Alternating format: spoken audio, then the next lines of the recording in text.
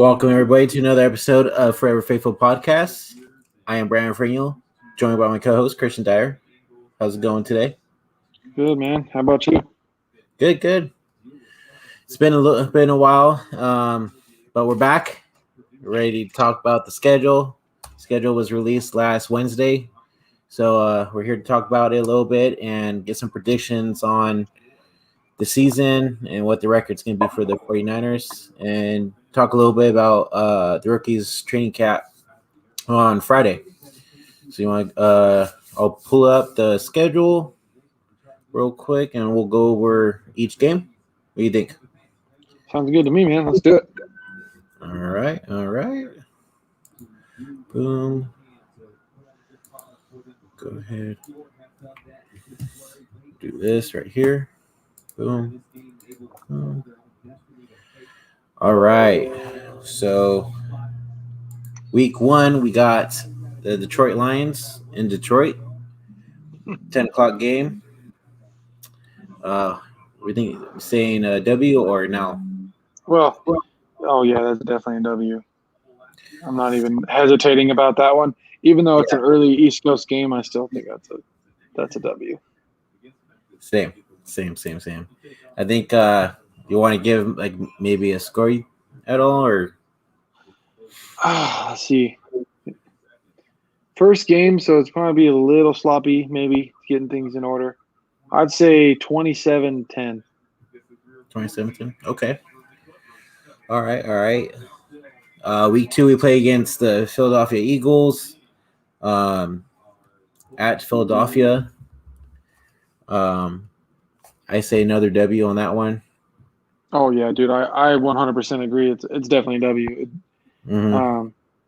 I mean, Jalen Hurts might play well, but at the same time, they're still kind of rebuilding. So, I'm not sure what to expect from the Eagles this year, but I don't see any reason we wouldn't beat them. Same. So here's where, well, if Aaron Rodgers plays, here's where it's going to be a little bit harder compared to the first two. We're playing against Green Bay Packers at home, Sunday Night Football, primetime game. Usually we do good against Green Bay. I say we pull off a dub, but in a close one. Yeah, it's going to be hard. I'm not even sure if I'll be able to watch that one. I'm supposed to be on my honeymoon that weekend. So hopefully I'll get to watch it still. I'm not really worried about playing Rodgers when we're at 100% because when our team's at 100% and we got a good team, we whoop his ass. I mean, when we're not freaking broken down like when we played him last year, he's our bitch. He's always been our bitch. Yeah. So I'm not too worried about it, even if Rodgers is there. I mean, it's gonna be a lot tougher game, but I just don't see us losing to Green Bay, especially with a pass rush, because you get a really good pass rush. That's how you beat Rodgers, and that's exactly what we have. Yep. And plus, too, last time we played the Packers with a healthy team was in the NFC Championship in 2019, and we destroyed them. Yeah, we did it. We did it during the regular season. That same team, dude. We did the same thing twice. It's not like, oh, the one time was a fluke. No, we went to the NFC Championship and did it again. It's true. So, we'll both agree on a W with that one as well. Yep, I'm gonna give it a W. I mean, yeah, I don't see losing to Green Bay, and I don't even see Aaron Rodgers actually playing for Green Bay, anyways. Yeah, same. So we go on to week 4. Still at home, play against the Seattle Seahawks. Once again, another good game. Always comes down to the wire. I think I want to say we win, but I would say we win like a 27-24. Yeah, I can definitely see that. I say like a lot of people think maybe this could be a down year for Seattle, possibly. Or they could just be as good as they were last year. So it's going to be interesting to see how Seattle starts the season. Well, maybe we'll get a good idea of of how good they are when we're going to play in week 4. I think I definitely think we're going to probably split as long as they're a good team. I would see us probably splitting.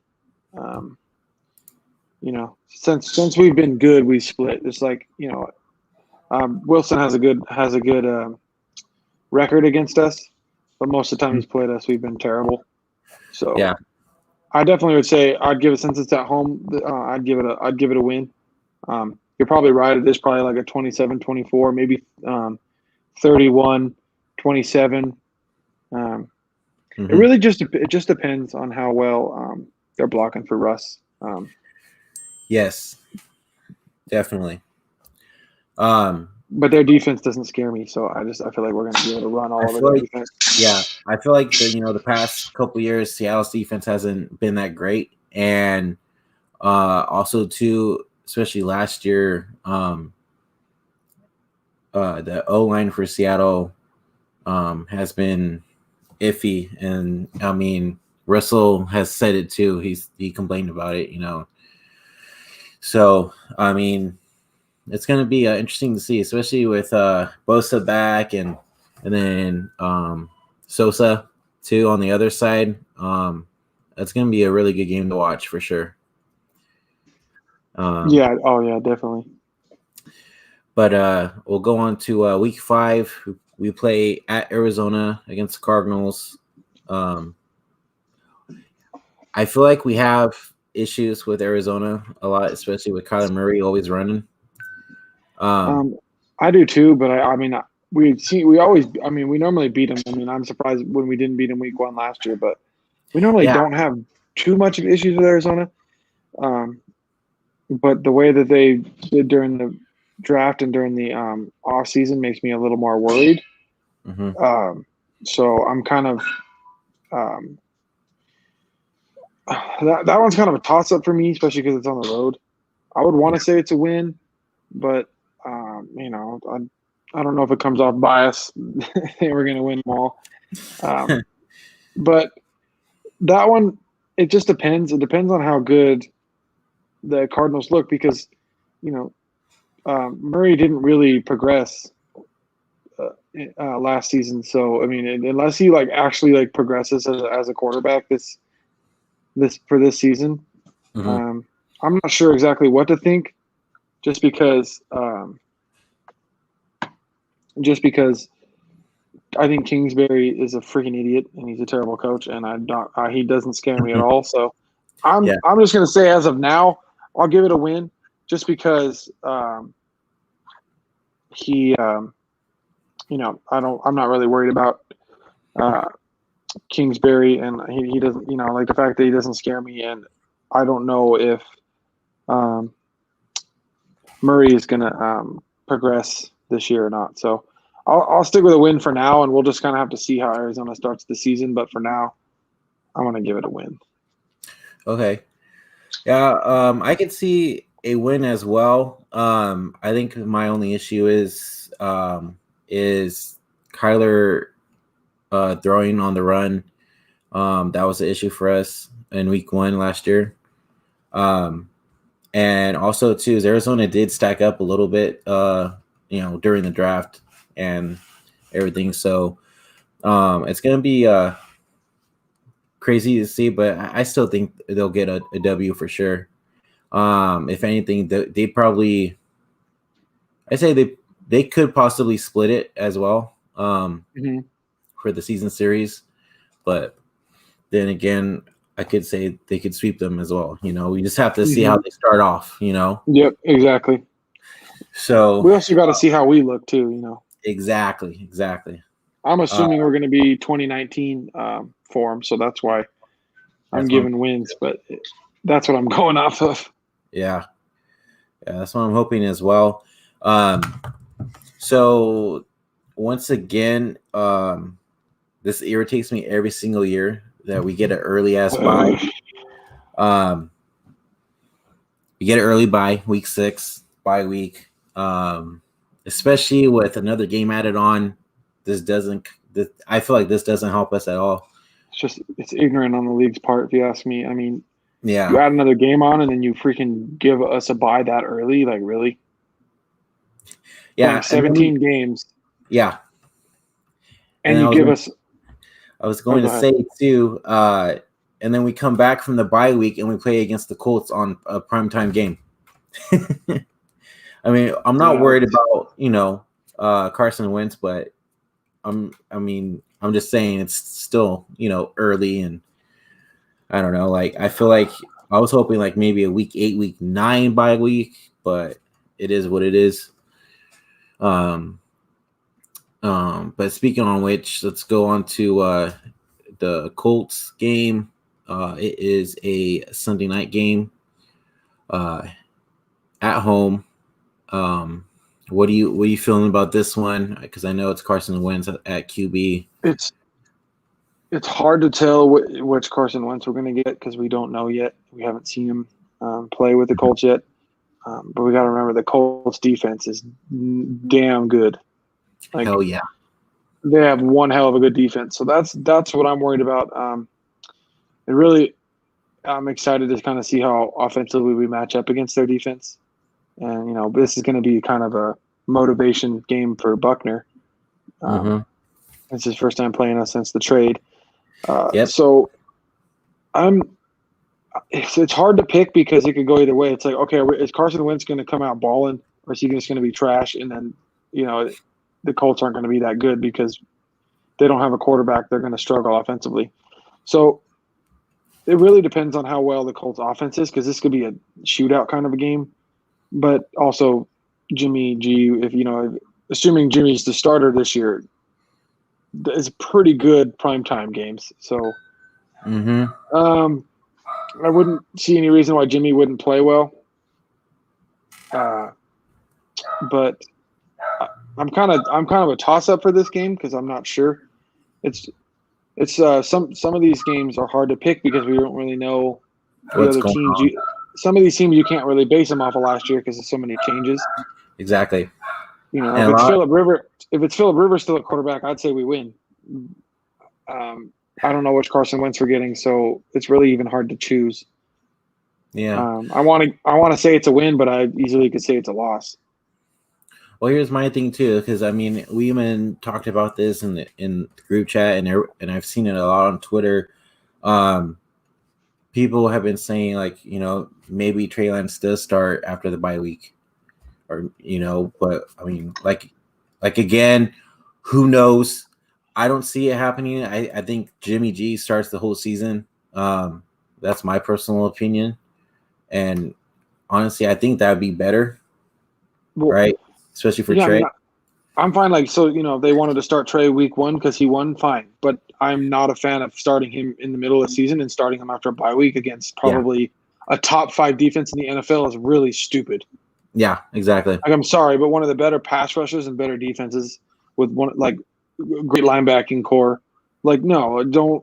Like, if we're gonna start him, in the season, in the middle of the season or whatever, and not start him from week 1. I'm not a fan of starting him week 7 against one of the top defenses. Like, that's just, you don't do that. You don't just go and throw your rookie quarterback in his first start midway through the season against a defense like that. Why would you do that? That's just dumb. Yeah. So I mean, that's just me. I mean, I don't see them doing that. I don't think Kyle would think that's smart to do, or John for that matter. So the people saying that really aren't using their heads. Like, think about it. Yeah. No, so okay, if you're playing the freaking Bengals after the freaking bye week, okay, I could maybe understand that. Right. You're playing the freaking Colts defense, dude. Their defense is really good. Yep. Yeah, I agree with you. I think I mean, of course, it's going to depend on how they both do in training camp and everything leading up to the season. But I think it is going to be Jimmy G, and unless he gets hurt, like everybody else says, unless he gets hurt, then that'll be understanding. But until then, I think Jimmy G, and also too is our running backs are freaking solid. So I think with the running backs help and everything, I don't see Jimmy. I don't knock on wood, but I don't see Jimmy G getting hurt. Yeah, I don't either. So I'd say for now, maybe we can call it a loss because I mean we're not going to win every single game. Yeah, But exactly. it's to not be biased and go off the Niners schedule. It's really hard to choose because they got a pretty easy schedule this year.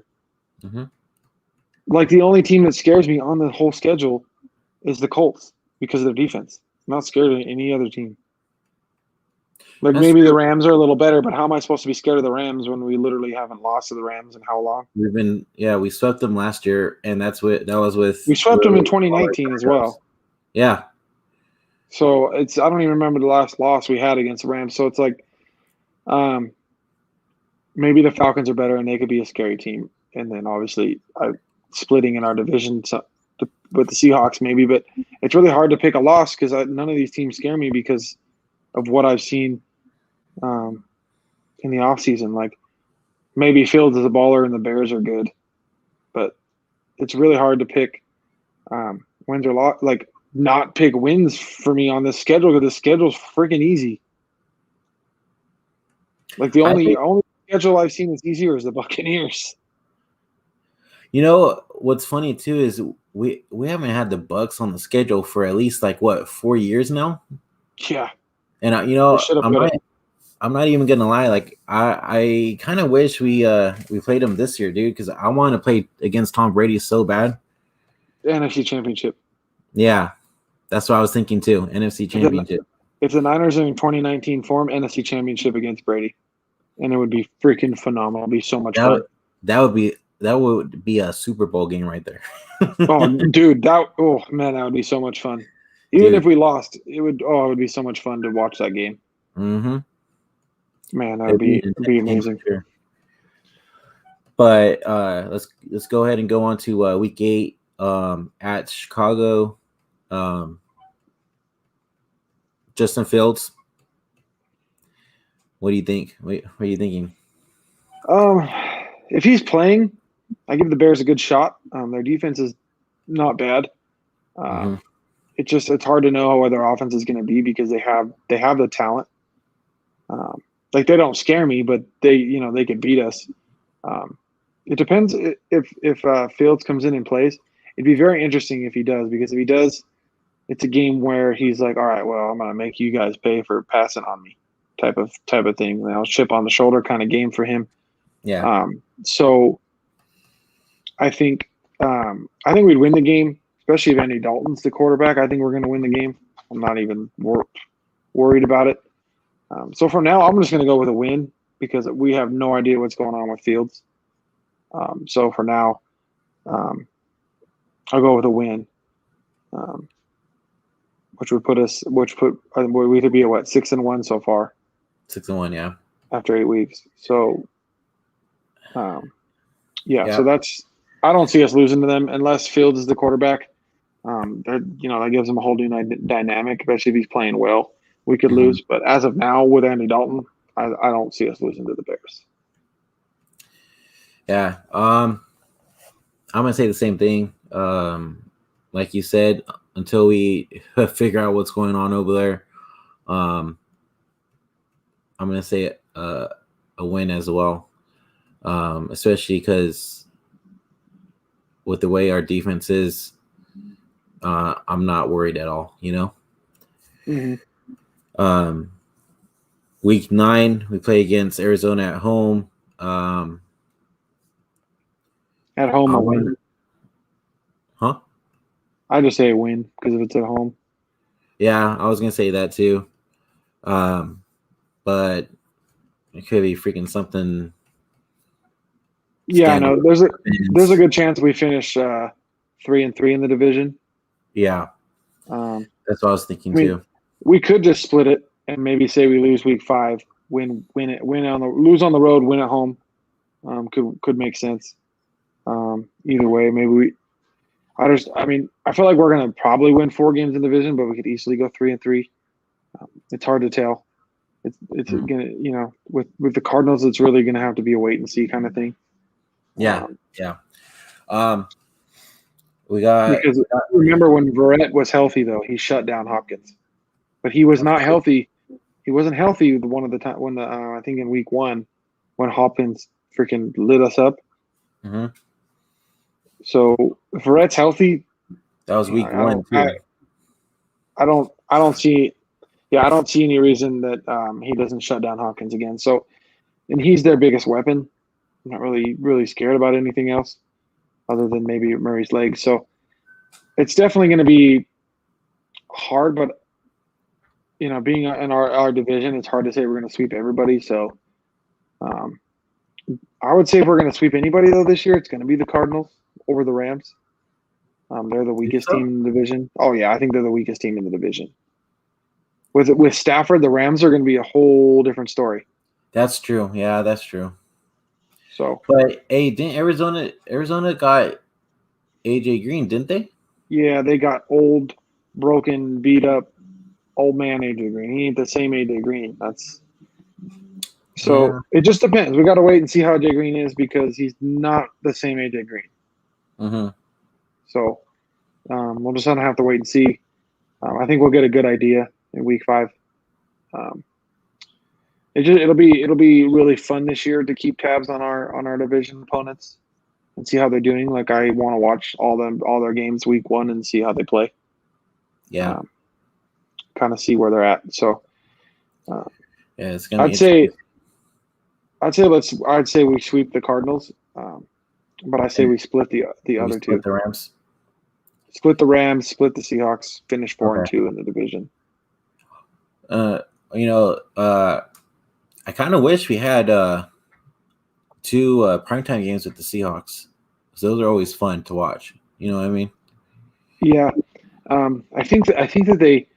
What it seems like to me, putting us at week 18 against the Rams, seems that they are probably thinking, because I don't know, is it not prime time at the moment? Week 18, it's a 125 game. I wouldn't be surprised if they flex it if both teams are fighting for the division. Yeah. Because that's a big possibility with the Rams. Maybe they're thinking that the top 2 teams in our division could be the Niners and the Rams.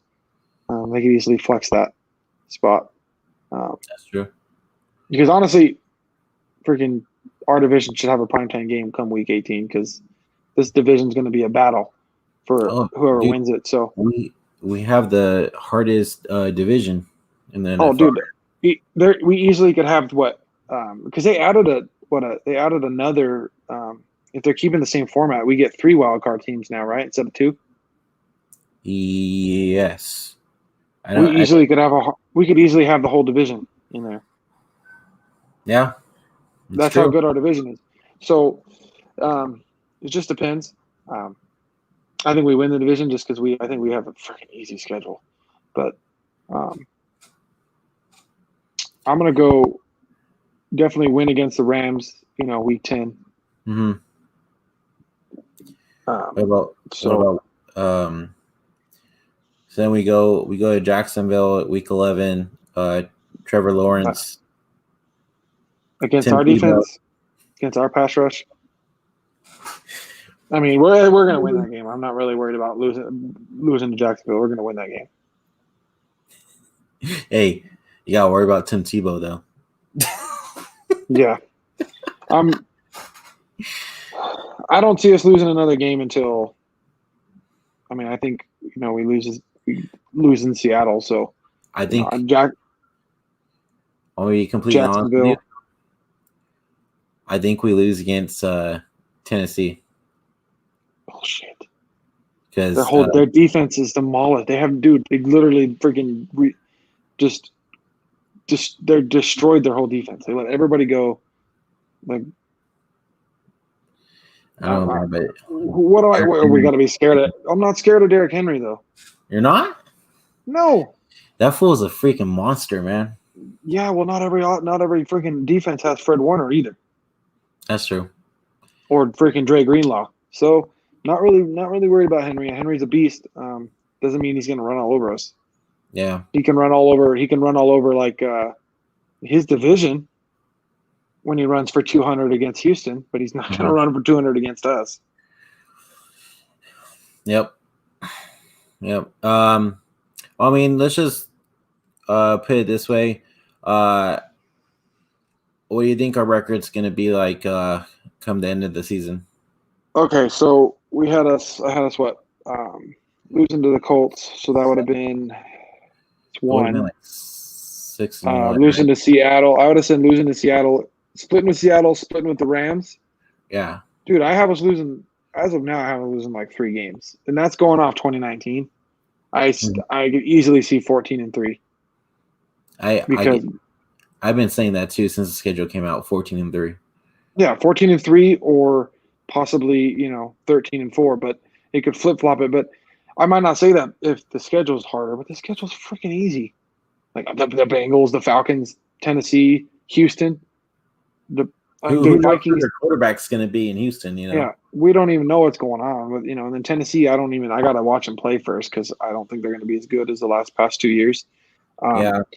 Not really worried about the Vikings without Stephon Diggs. They don't scare me at all. I mean, their best player is Dalvin Cook. I'm not really worried about him either. So, yeah, exactly. I just don't see us having any issues putting up points against these teams. The Falcons could have a better offense, but we're going to put up points against that defense. Yeah, as long as we don't freaking just literally like basically get destroyed at the end like we did that one year on 2019, right? It was 2019. Yeah, I think we could beat. So I'd say probably 14-3, 13-4. Okay, I say 14-3. Looking at the schedule, and then with preseason, I'm excited to see Trey Lance there. So that's gonna be fun to watch.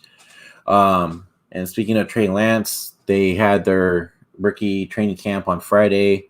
We got to see a little bit of Trey Lance and Trey Sermon and all the other rookies, and everybody's looking, pretty decent. I know it was only 7-on-7, but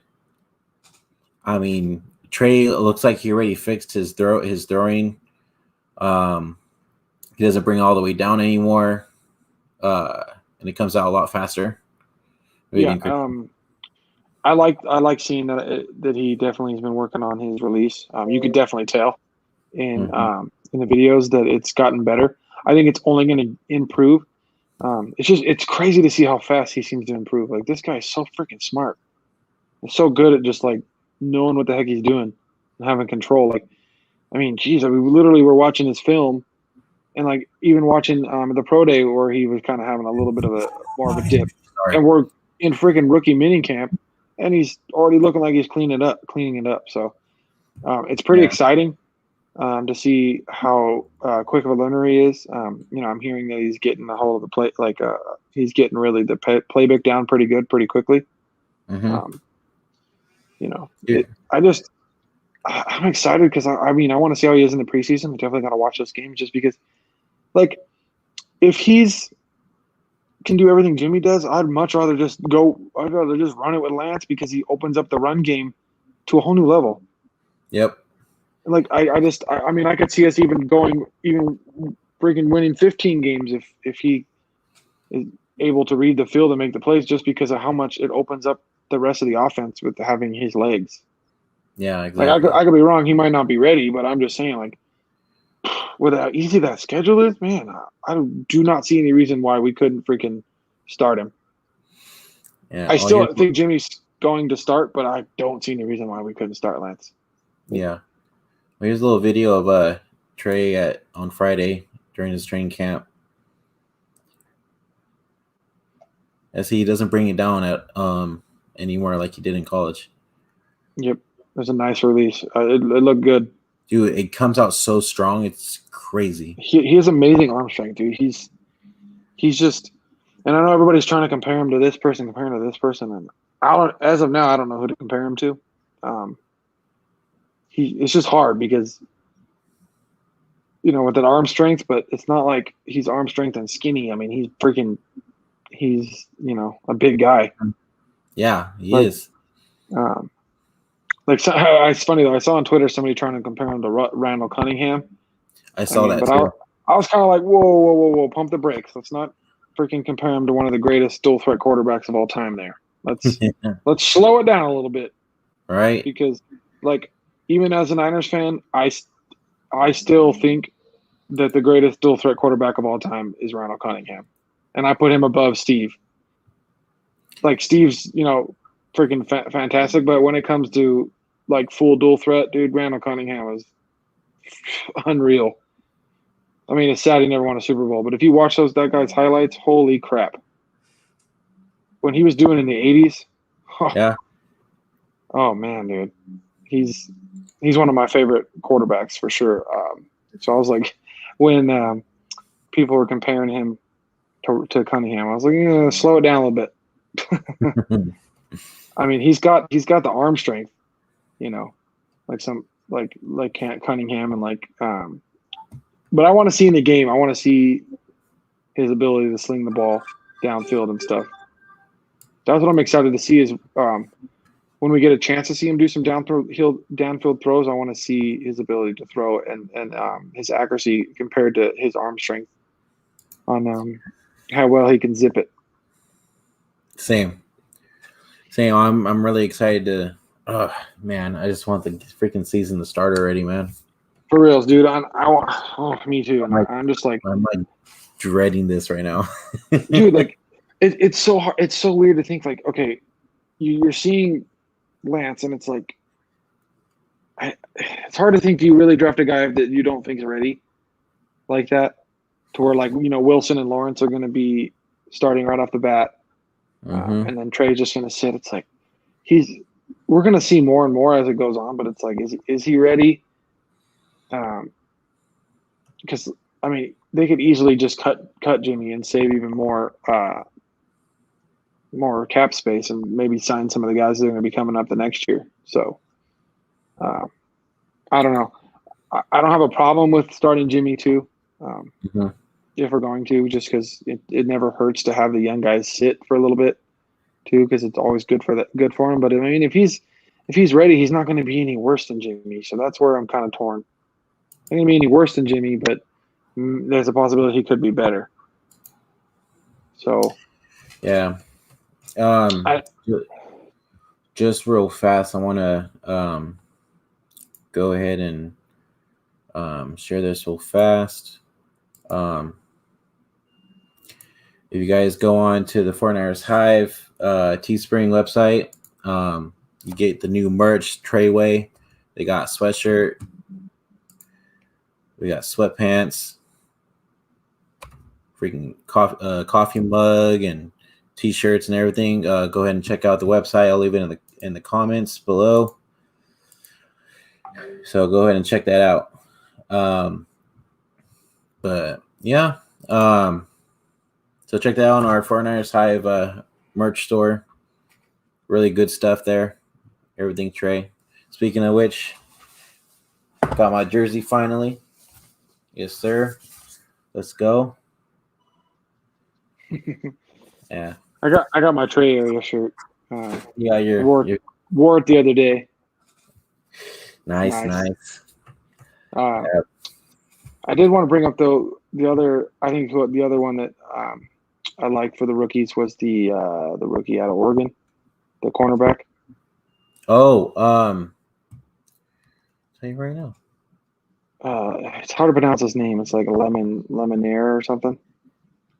Yeah, Lenore, right? Lenore. Okay, yeah. He freaking play. I just like this. It seems like he plays hard, but when it comes to DBs though from the Pac-12, I just try not to ever underestimate them, dude, because they're just always great. Pac-12 defensive backs, man. They just make a name for themselves in the NFL. That's why I liked the pick out of USC for the safety, and I like the pick out of Oregon just for the fact that just trust DBs coming out of the Pac-12, man. They just always are just great players. More times than not, they're a hit than a miss. Yeah. Well, speaking of the cornerback, here he is right now, Lenoir, on Friday in training camp. This was pretty. I mean, he lost his footing, but I mean, coverage was pretty good. Got a pick, but I mean, he looks. I'm excited to see what he has for sure.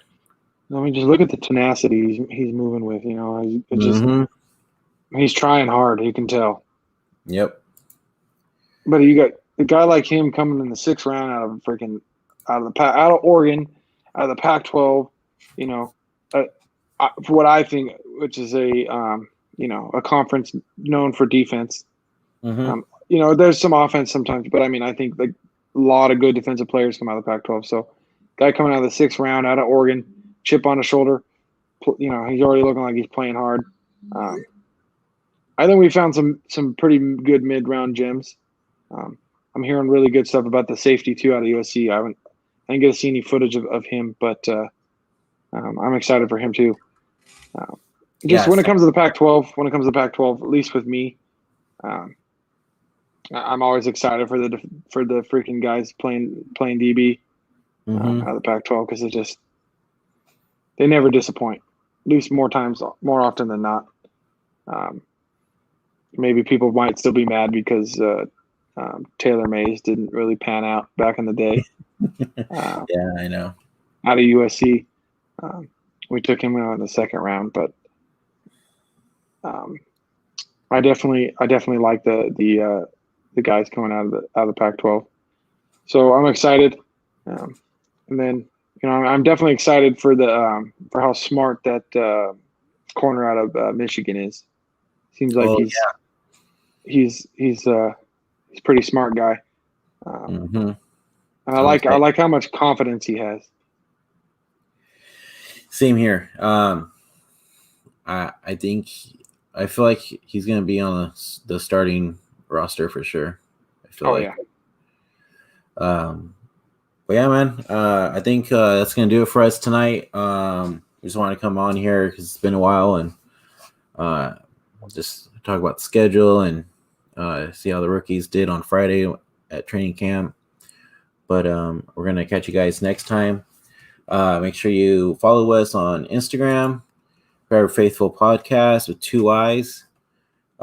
Give us a follow on Twitter, FFPod49. Like us on Facebook as well, Forever Faithful Podcast. And also, last but not least, subscribe to our YouTube channel, Forever Faithful Podcast. We appreciate it. Thanks for always tuning in, guys, and we'll catch you next time. Peace. Yeah.